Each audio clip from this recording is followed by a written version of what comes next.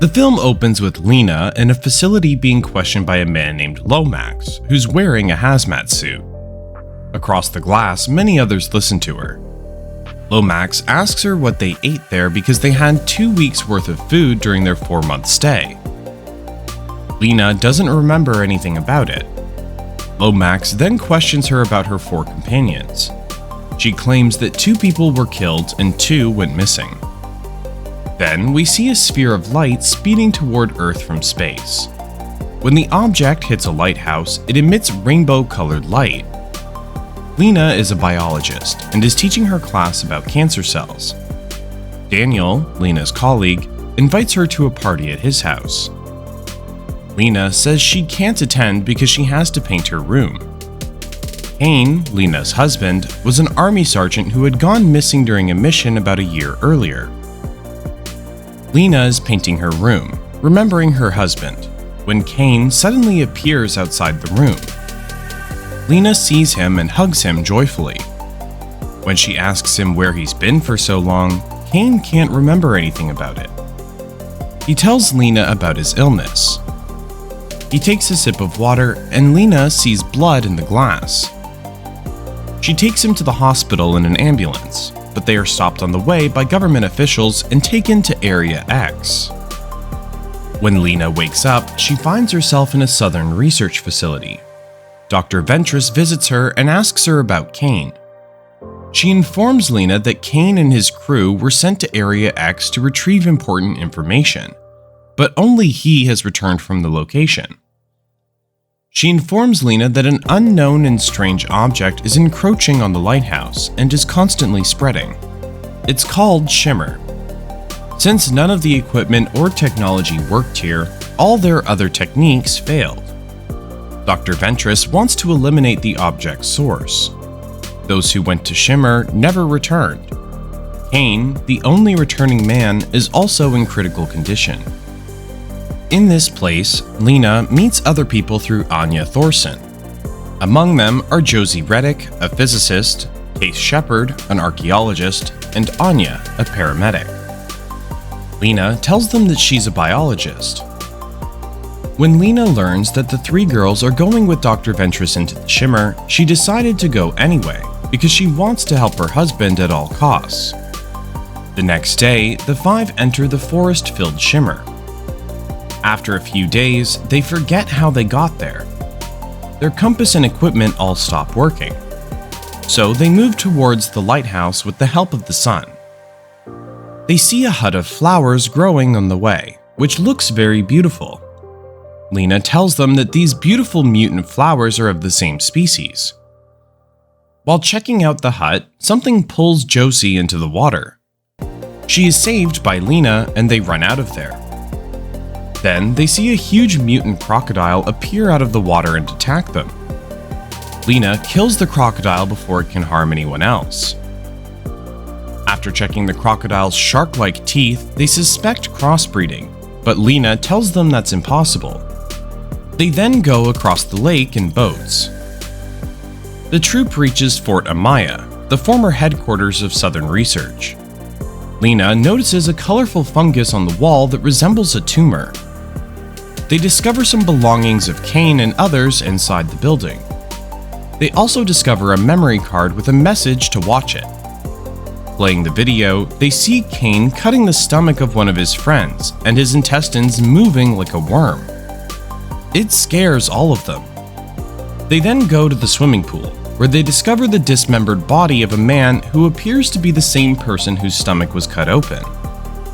Dr. Ventress ordered them to stay here for the night as it would soon be too dark to travel further. At night, Lena is testing the sample for various things, and she finds out that Shimmer is crossbreeding animals and plants, resulting in something new.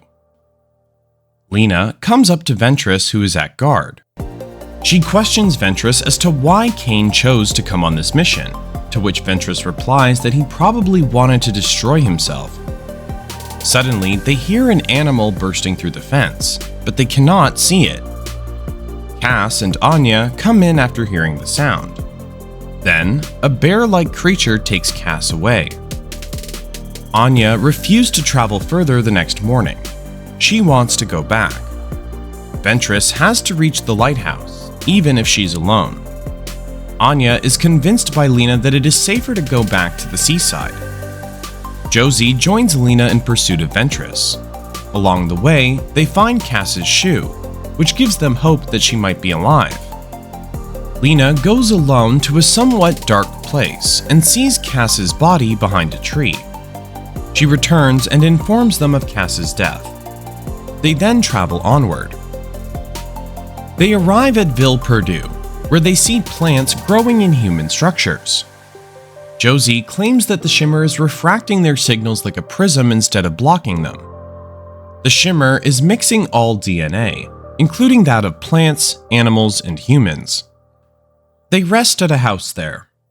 When Anya wakes up in the middle of the night, she points her revolver at Lena. She knocks Lena unconscious. Lena wakes up tied to a chair with Josie and Ventress. Anya discovers Lena's locket with Kane's picture on it. She questions Lena why she didn't tell them that Kane is her husband. Lena is unable to answer as Anya covers her mouth. Anya claims she can see her fingerprints in motion, which is why she's so scared. She fears that they will do to her what Kane did to his partner. Anya says it won't be her turn because she will kill them. Suddenly, they hear Cass's voice outside, calling for help. Anya walks out, believing that Cass is still alive and that Lena lied to them. When the same bear appears, they discover that it is actually its sound. Lena, Josie, and Ventress become immobilized to avoid the beast. As the bear starts to attack Josie, Anya comes and shoots it. But the bear rips Anya's jaw off and kills her. Josie manages to free herself and kill the bear. Ventress covers Anya's body and walks alone towards the lighthouse. The next morning, Lena and Josie sat and admired the impressive beauty of the shimmer. After Shimmer mixed her DNA with the plant, Josie's hands sprouted leaves and roots. Josie leaves, saying that she has no interest in the cause of both Lena and Ventress. Lena walks from the beach to the lighthouse. She believes that Kane joined the assignment after learning about her and Daniel's relationship. She feels terrible and is desperate to complete this assignment. The way to the lighthouse is lined with crystal trees and skeletons. When Lena enters the lighthouse, she sees a charred skeleton facing the camera. She reviews the camera footage of Kane making his last recording into the camera, and he says that he is not sure if it is Kane or someone else. He claims that his fingerprints move. Kane directs another mysterious person there to take care of Lena. He then sets off his phosphorus grenade. Lena is shocked to see this because Kane, who came to meet her, was not the real Kane, but someone else. Then she hears voices from a hole in the ground and goes into it. Lena finds Ventress there. She tells her that what was here is now inside her. Ventress claims it's not like her. She has no idea what this creature wants. Perhaps it wants to take their thoughts and bodies and destroy them. With that, a beam of light bursts from Ventress's mouth, dispersing it and creating a smooth sphere of light. As Lena approaches it, she sees new cells forming. After drawing blood from a wound on Lena's face, it transforms into a humanoid. This body is mirroring her because of Lena's blood. When Lena touches the creature, it transforms into her form. Lena gives it a phosphorus grenade, removes the pin, and flees the lighthouse. When the grenade explodes, it bursts into flames and engulfs the lighthouse in flames. Shimmer dissolves into ash as the creature burns away. Lomax informs Lena that Kane returns to normal state when the shimmer wears off. Lena pays Kane a quick visit and asks him if he isn't Kane. Kane says he doesn't think so. Their eyes light up as they embrace, and the movie ends with that question. Thanks for watching. Please subscribe for more amazing movie recaps.